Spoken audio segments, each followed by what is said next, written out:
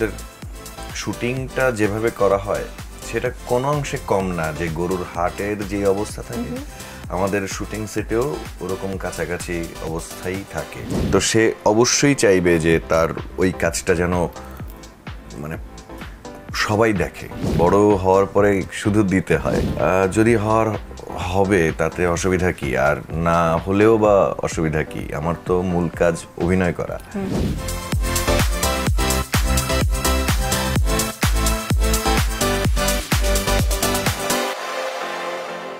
ঈদ মুবারক। প্রিয় দর্শক, আপনাদের সবাইকে আমন্ত্রণ জানাচ্ছি ঢাকা জার্নালের ঈদের বিশেষ আয়োজন সেলিব্রিটি জার্নালে।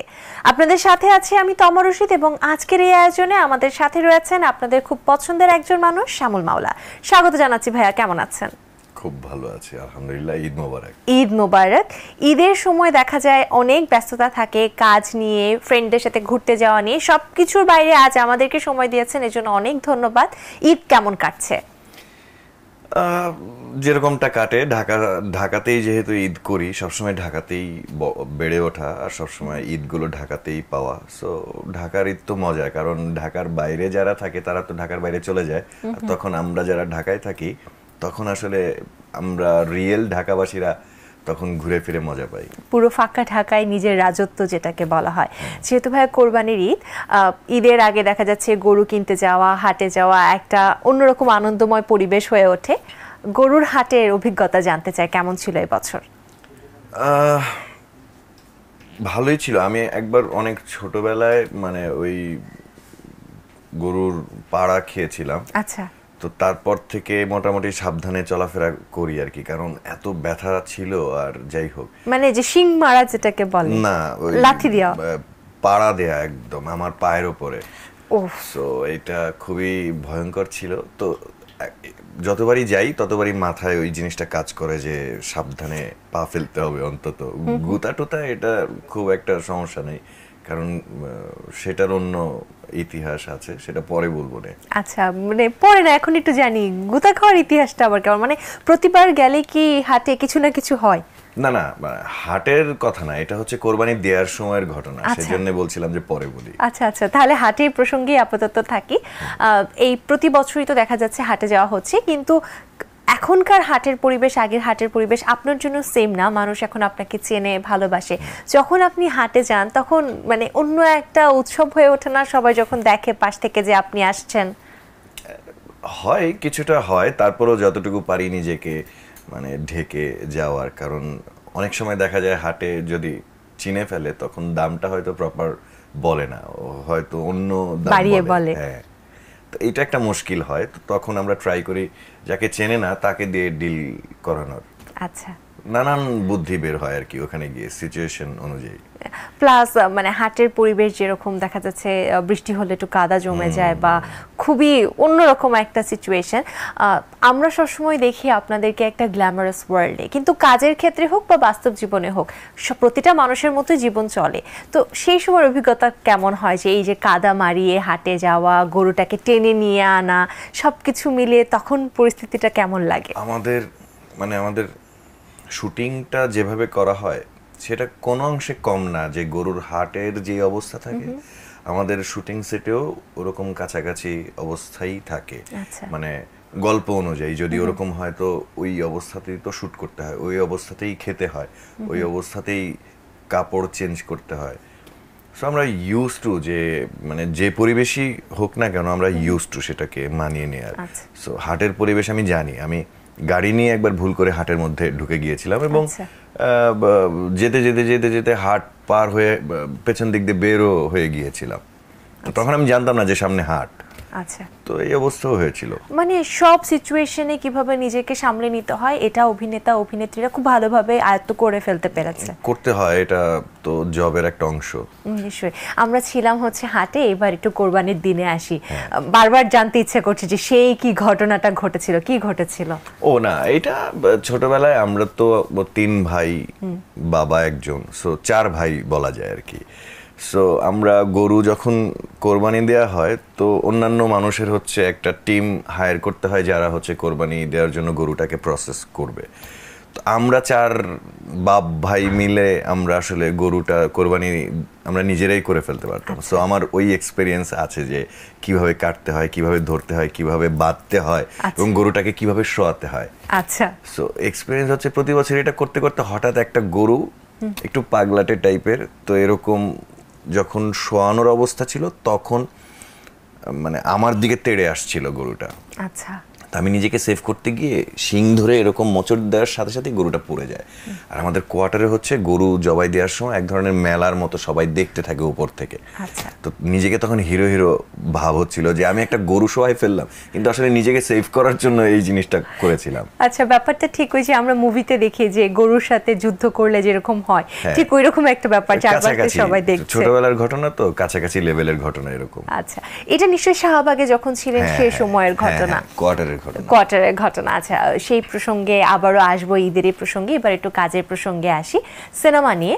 আমরা তো বেশ অপেক্ষা করছিলাম যে নাদান হয়তো আমরা এই ঈদে দেখতে পারবো, কিন্তু পরবর্তীতে আমরা জানতে পারি যে এই ঈদে আমরা সেটা দেখতে পারছি না। হঠাৎ এমন ডিসিশন কি কারণে নিতে হলো যে মানে একটা কাজ যে ধরনের কাজই হোক, ওই আর্টিস্টের তো এটা ওই কাজের প্রতি একটা মায়া থাকে, একটা দরদ এমনিতেই থাকে। তো সে অবশ্যই চাইবে যে তার ওই কাজটা যেন মানে সবাই দেখে, প্রত্যেকটা মানুষের কাজ পর্যন্ত যেন আমরা নিয়ে যেতে পারি।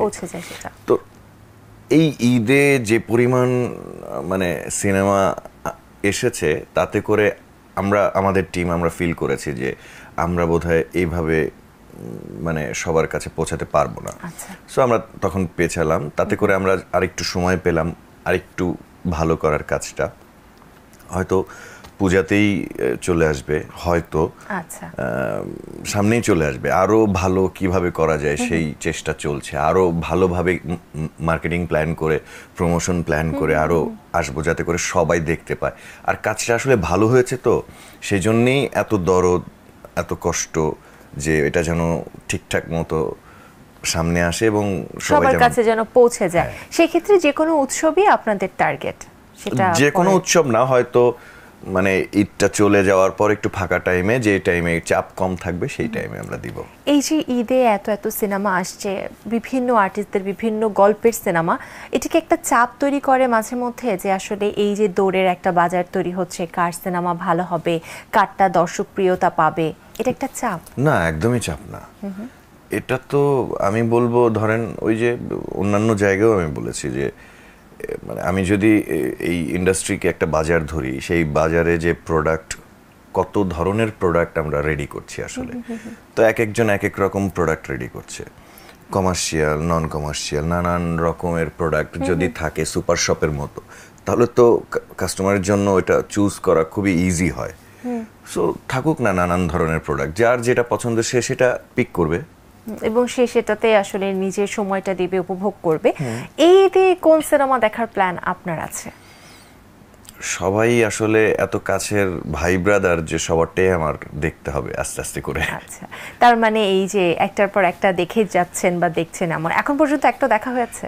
এখনো শুরু করিনি, শুরু করব একবারে দেখা। আচ্ছা, এমনিও ঈদের সময় দেখা যাচ্ছে যে সিনেমাগুলো সব হাউসফুল যায়, যার জন্য এটা একটা ভালো দিক যে আমাদের দেশের সিনেমাগুলো আবারও সেই ঐতিহ্যটা ফিরে পাচ্ছে, হলগুলো আবারও সেই ব্যবসা করতে পারছে।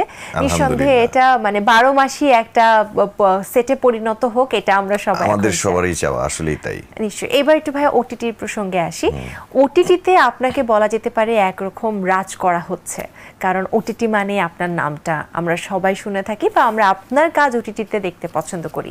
সেক্ষেত্রে ওটিটিতেও কিন্তু আপনার কাজ আসছে, সেই কাজগুলো সম্পর্কে জানতে চাই। কি জানতে চান বলেন? এই কাজের অভিজ্ঞতা, কাজগুলো হয়েছে কি, আমার মেন্টালি যে জায়গা থেকে আমি আসলে ওটিটির জায়গাটা এত সিরিয়াসলি নিয়েছি, কারণ আমি যখন নাটকে কাজ করতাম তখন সিরিয়াসলি কাজ করতাম এবং দেখতাম যে আসলে সময় মাত্র 2 দিন থাকে বা 1 দিন থাকে বা 3 দিন থাকে বা 4 দিন থাকে কোনো কোনো প্রোডাকশন। তো এভাবে পোষাচ্ছিল না, লাইক ক্যারেক্টারের মধ্যে ঢুকতে ঢুকতে পুরো প্রজেক্ট শেষ, বা ওই সময়টা পাওয়া যাচ্ছে না, ঠিকঠাক মতো কাজ করার যে সময়টা, অলওয়েজ একটা প্রেশার থাকে যে তাড়াতাড়ি করো তাড়াতাড়ি করো। তো ওটিটির কাজগুলো যখন শুরু হয়, যখন বাজেটটা একটু বড় আকারে পাওয়া শুরু হলো, তখন তো আসলে প্ল্যান অনুযায়ী ঠিকঠাক মতো যেভাবে কাজ করা যায় প্রপার ওয়েতে কাজ করা শুরু হয়, তো তখন একটা ভালো লাগা তৈরি হয় যে ওকে এভাবে আমরা যে স্বপ্নগুলো দেখছি সেই স্বপ্নগুলো আমরা পূরণ করা সম্ভব, আস্তে আস্তে সম্ভব। তো তখন ওটাকে জোর দিয়ে আসলে মানে ওটিটির কাজ শুরু হয়। তাই তো করতে করতে অনেকগুলো করা হয়ে গেল। দারুণ। আবারও যেহেতু আমরা কাজ প্রসঙ্গে এসেছি, আবার ঈদের প্রসঙ্গে চলে যেতে চাই। এবার একটু জানবো ঈদের দিন সকালে কি করা হলো, কি খেতে সব থেকে ভালো লাগে ঈদে? আমাদের তো এইবার মানে কোরবানির ঈদ, সো কোরবানির ঈদ হচ্ছে কোরবানি দিয়ে সব প্রসেস শেষ করে তারপরে খেতে হয়। সো ওটাই হলো ওভাবে, মানে আগে মানে নামাজ শেষ করে তো আগে মানে কোরবানির যে বিষয় এগুলো, মানে একদম ডিরেক্ট মাংস খেতেই বসা, নাকি থাকে না যে মিষ্টি কিছু খাওয়া হয়েছে বা অন্য কিছু খেতে ভালো লাগে? ডিরেক্ট আগে সেমাই। আচ্ছা, মানে সেমাই দিয়ে সবসময় শুরু হয়। হ্যাঁ, স্টার্ট অলওয়েজ সেমাই, তারপরে অন্যান্য জিনিস। মাংস খাওয়ার কম্পিটিশন কখনো করা হয়েছে? প্রচুর প্রচুর, হ্যাঁ, বাবার সাথেই করতাম। বাবা প্রচুর মানে মাংস খেতে পছন্দ করতো, তার সাথেই করতাম। অবশ্য সেটা কোরবানির সময় আসলে বোঝা যেত আর কি। এই ঈদেও কি মাংস খাওয়ার কম্পিটিশন করা হয়েছে? এই ঈদে এখনো হয়নি, হবে। মানে সবাই ফ্রি হোক, যে যার মতো, সবাই ব্যস্ত, সবাই সবার মতো নানান গেস্টদেরকে সময় দিচ্ছে। তো আমরা একত্রিত হব একটু ফ্রি টাইম হলে। এই যে কোরবানির পরপর কি এমন হয় যে ওয়েটটা একটু বেড়ে যায় এই কম্পিটিশনে করতে করতে? নিজেকে ফিট রাখা হয় তখন কিভাবে? না, আমার কাছে তো মানে খুব একটা তফাৎ মনে হয় না। আমি তো ঠিকই মনে হয় যে রেগুলার যেরকম সেরকম, একটু বেশি প্রেশার পড়ে কিন্তু সেটা মানে আমার খুব একটা চাপ লাগে না। আচ্ছা, এমনি রেগুলার এক্সারসাইজ ওয়ার্কআউটের মধ্যে তো থাকা হয় ঈদের সময়ও? সময় হয়ে ওঠে না, কিন্তু ট্রাই করি অন্তত। মানে যদি বেড়ে যাওয়া সেটাকে আবার কমানো, আবার যদি কমানো সেটাকে আবার কিভাবে বাড়ানো সেটা ট্রাই করি।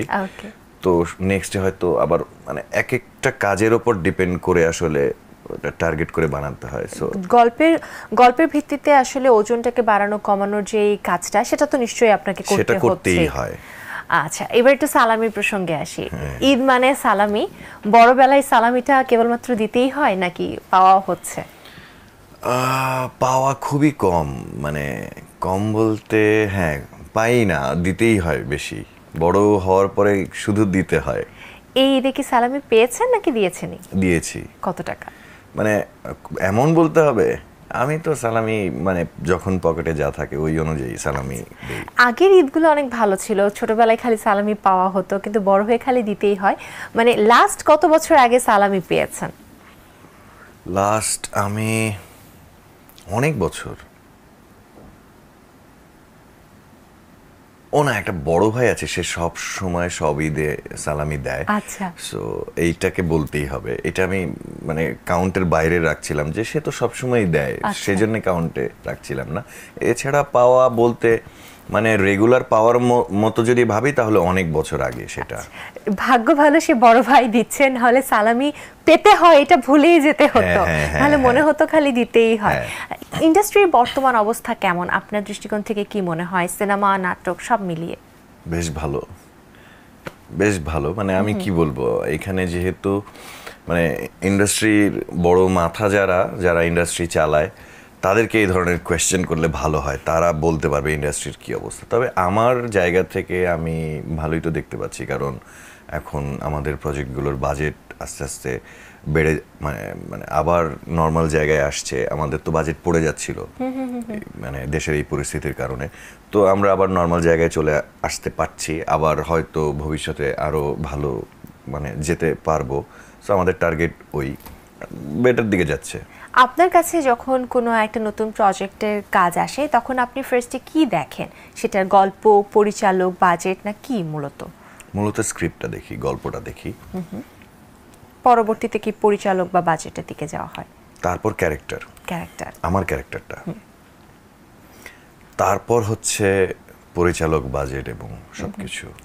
বর্তমানে দেখা যাচ্ছে ভাইরালের একটা ট্রেন্ড চলছে, যে কোনো কিছু হুটহাট ভাইরাল হয়ে যাচ্ছে। ব্যক্তি জীবনে কি আপনি আপনার কাজ নিয়ে ভাইরাল হতে চান, নাকি জনপ্রিয়তার শিখরে পৌঁছাতে যত সময় প্রয়োজন সে সময়টাতে পা রাখতে চান? আস্তে আস্তে যাওয়াই ভালো। মানে ভাইরাল কোনো কিছুই আমার সামনে আসে না কখনো, কারণ আমি ওই জিনিসগুলো থেকে দূরে। তো তো কখনো সার্চ দেয়া হয়নি যে রেফারেন্স হিসেবেও চলে আসবে। বন্ধু বান্ধবদের সাথে আড্ডায় বসলে হয়তো ভাইরাল অনেক কিছু দেখা হয়ে যায় গল্প করাতে, কিন্তু এমনিতে সচরাচর আমার কাছে আসে না ভাইরাল জিনিস। সো আমি ওই প্রসেসটাও জানি না যে এটা ভাইরাল না ওটা ভাইরাল না কি অবস্থা। আর ভাইরাল যদি হবে তাতে অসুবিধা কি, আর না হলেও বা অসুবিধা কি? আমার তো মূল কাজ অভিনয় করা, সেটা তো করছি আমি। অনেকে আছে যে ইন্ডাস্ট্রিতে নতুন করে পা রাখতে চায়, নতুনভাবে সে সবকিছু শুরু করতে চায়, কিন্তু অনেক সময় অনেক কারণে পারে না। যারা একেবারে নতুনভাবে শুরু করতে চায় তাদের জন্য কোনো উপদেশ আছে? আমি একবার একটা ইয়েতে বলেছিলাম, আবারও বলি, সেটা হচ্ছে আমরা এত মানুষ এই বাংলাদেশে, 18-20 কোটি, চাকুরিজীবী কত কোটি, অনেক বিজনেসম্যান, অনেক অ্যাক্টর কয়জন, অনেক না, আমরা চাইলে গুনতে পারবো। তার মানে জিনিসটা অনেক কঠিন, এত ইজি না। ইজি যদি হতো তাহলে এর সংখ্যা অনেক বেড়ে যেত। সো জিনিসটা এত ইজি না, এটা ইজি না। সবাই ভাবে ইজি, কিন্তু বিষয়টা এত ইজি না। সো নতুন যারা কাজ করতে চায় আমি তাদেরকে এইটুকু বলতে চাই যে ব্যাপারটা সিরিয়াসলি নিতে হবে, ব্যাপারটা এত ইজি না, এবং চেষ্টা চালিয়ে যেতে হবে, তাহলে নিশ্চয়ই তারাও সামনের দিনগুলোতে ভালো কাজগুলো পাবে। ভাইয়া, এবার আপনার ওটিটির কাজ মায়াডোর সম্পর্কে জানতে চাই, কাজের অভিজ্ঞতা এবং যেমনটা এক্সপেকটেশনস ছিল তেমনটা ফুলফিল হচ্ছে কিনা। ক্লাব 11-এর এই কাজ, ইমরাউল রাফাত পরিচালনায়, ওর সাথে আমার এটা প্রথম কাজ। আমাদের রিলেশন কিন্তু আমার অনেক আগে থেকে, লাইক এক যুগের মতো, সবসময় কথাবার্তা, আলোচনা, ভাই ব্রাদার এরকম, কিন্তু কখনো কাজ হয়নি। এই প্রথম ওর সাথে কাজ হলো। তো যাই হোক, ও জোশ, ওর সাথে কাজ করে আমার খুব ভালো লেগেছে। আর সেখানে ছিল আমার প্রিয় মানুষগুলো অভিনয়ে, পার্থ, আয়েশা খান, তিশা, ওরা ছিল। সো ঠিকঠাক আমি সুন্দর একটা প্রজেক্ট করেছি, দেখতে খুব ভাল লাগবে, ফ্যামিলি গল্প এবং খুবই কমন ক্রাইসিসটা খুবই কমন, বাট প্রেজেন্টেশনটা এত সুন্দর হয়েছে বা হবে, যারা দেখবে এটা ভালো লাগবে আর কি। মানে ফ্যামিলির যে কেউ যখন মন খারাপ থাকবে, মন ভালো হয়ে যাবে, এই ধরনের প্রোডাকশন।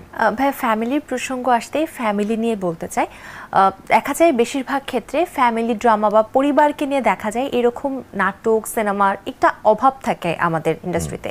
সামনের কাজগুলো যখন হবে তখন কি ইন্ডাস্ট্রি এটা নিয়ে ভাবছে যে পরিবার নিয়ে দেখতে পারবে এরকম কোনো নাটক সিনেমা আসা? অলরেডি ভাবছে, কারণ চারিদিকে যেই স্ক্রিপ্ট প্ল্যানিং দেখছি হচ্ছে, তো ম্যাক্সিমাম আমরা দেখতে পাচ্ছি যে ফ্যামিলির বিষয়টা মাথায় রেখে তারা আগাচ্ছে। আচ্ছা, তার মানে আমরা সামনে পরিবার নিয়ে দেখতে পারবো এরকম কাজের সংখ্যা অনেক বৃদ্ধি পেতে যাচ্ছে। আর নিঃসন্দেহে মায়াডোরও তো তেমনই একটি কন্টেন্ট যেখানে আমরা পরিবার নিয়ে দেখতে পাচ্ছি। ইতিমধ্যে যেহেতু সেটা রিলিজ হয়ে গেছে, অনেকে হয়তো দেখেও ফেলেছে। হ্যাঁ, মানে অন্যগুলো দেখারও প্রয়োজন নেই, মায়াডোর দেখলেই চলবে, আমি এইটুকু বলতে পারবো। একটা জিনিস ভাইয়া, সোশ্যাল মিডিয়াতে দেখা যাচ্ছে এক একজন আর্টিস্ট এক একভাবে মেনটেন করে। তবে আপনার দিক থেকে আমার একটা জিনিস খুব ভালো লেগেছে যে নিজের কন্টেন্টের পাশাপাশি চারপাশে যতজনের কন্টেন্ট আসছে আপনি চেষ্টা করেন সেগুলোকে শেয়ার করতে, সেগুলোকে অ্যাপ্রিসিয়েট করতে, যেটা হয়তো অনেকে করে অনেকে করে না। এই যে নিজেদের মধ্যে নিজেদের একটা বন্ডিং, এটা কিন্তু খানিকটা অভাব দেখতে পারি আমরা অনেক ক্ষেত্রে। এটাকে আরো ভালো কিভাবে করা যেতে পারে?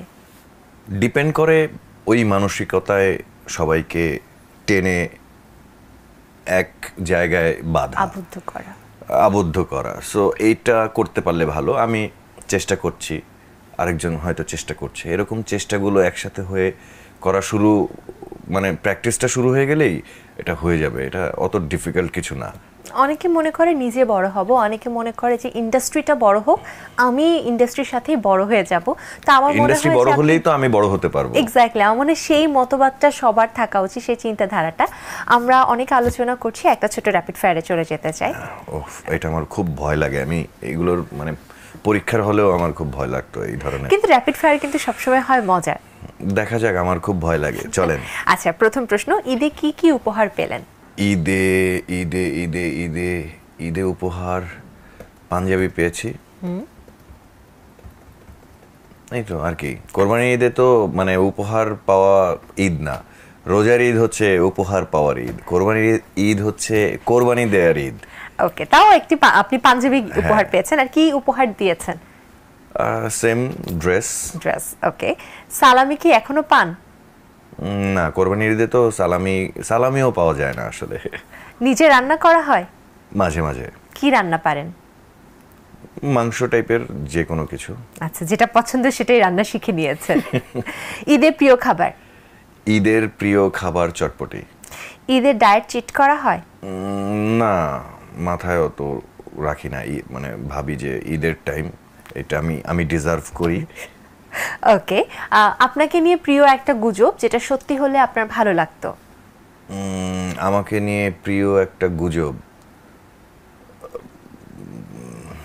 সত্যি হলে ভালো লাগতো, বড় হলে ভালো অভিনেতা হবে, এরকম কিছু একটা, এটা সত্যি হলে ভালো লাগতো। এটা কিন্তু সত্য। তাহলে ভালো লাগছে। ওকে, এটাকে যদি আমরা গুজব হিসেবে দেখছি না, বাট আমরা মেনে নিলাম। আচ্ছা, আপনার দৃষ্টিতে সেরা 5 জন নায়ককে বাংলাদেশে? বাংলাদেশে এটা মুশকিল।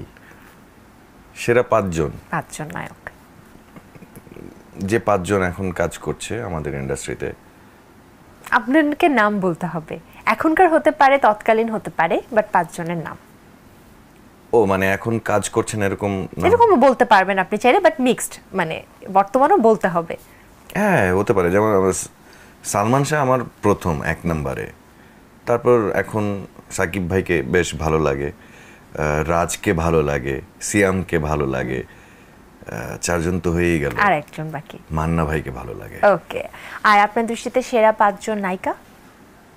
শাবনূর, বুবলি, এখন পূজা চেরি, বিদ্যা সিনহা মিম, আর কারা কাজ করছে? আর একটা বাকি, আর কারা? নুসরাত ফারিয়া। ওকে, শেষ।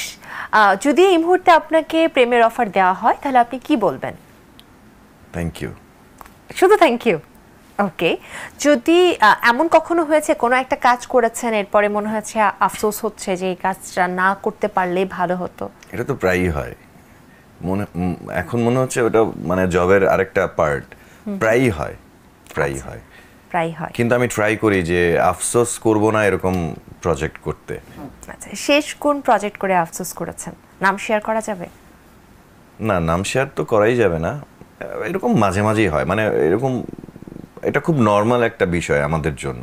আচ্ছা, সো অনেক প্রজেক্ট করা হয়, 10টা কাজের মধ্যে হয়তো 2টা কাজ এরকম আফসোসের কাজ থাকে। মানে এটা কি কাজ করার পর ফিল হয় যে কাজটা করে ঠিক করলাম না? শুরুতে একটা মিস কল হয়, তারপর কাজ করে যাওয়ার পরে মনে হয় যে ইস, ওটা তো ভুল নেটওয়ার্ক ছিল, নেটওয়ার্ক। ওকে, আচ্ছা, আপনাকে এখন 3টা জিনিস বলবো, 3টাকে আপনাকে সিরিয়াল করতে হবে: বাজেট, নায়িকা, পরিচালক। এখন এটা আপনাকে সিরিয়ালি সাজাতে হবে, কোনটার পর কোনটা দেখবেন আপনি? পরিচালক, বাজেট, নায়িকা। আচ্ছা, নায়িকা একদম সবার শেষে, এটা খুব একটা ফ্যাক্ট করে না কাজের ক্ষেত্রে? না, মানে পরিচালক বাজেট মোটামুটি হয়ে গেলে তখন ভালো বাজেটের নায়িকাও পাওয়া যাবে। ওকে, আচ্ছা, মিডিয়া এমন কোনো বন্ধু আছে আপনি একটা কল দিলেই সে আপনার ফোন ধরবে? মিডিয়াতে কাজ করে? প্রচুর আছে। আচ্ছা, মানে অনেকে আছে। হ্যাঁ, হ্যাঁ। তাহলে 5 জনের নাম।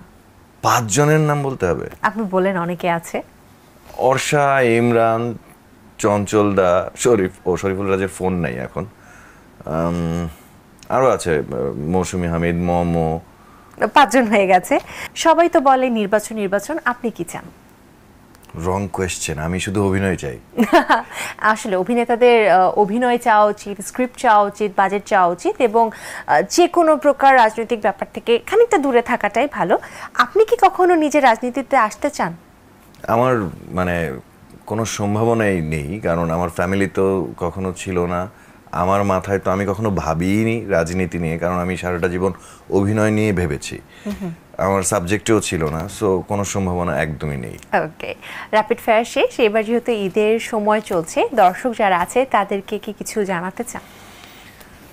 দর্শক, এই ঈদ মোবারক, এইটুকু দিতে চাই, আপনারা সুস্থ থাকবেন, সুন্দর থাকবেন, আমাদের কাজগুলো দেখবেন। আপনাদের জন্য আমরা অনেক কষ্ট করে কাজগুলো করি।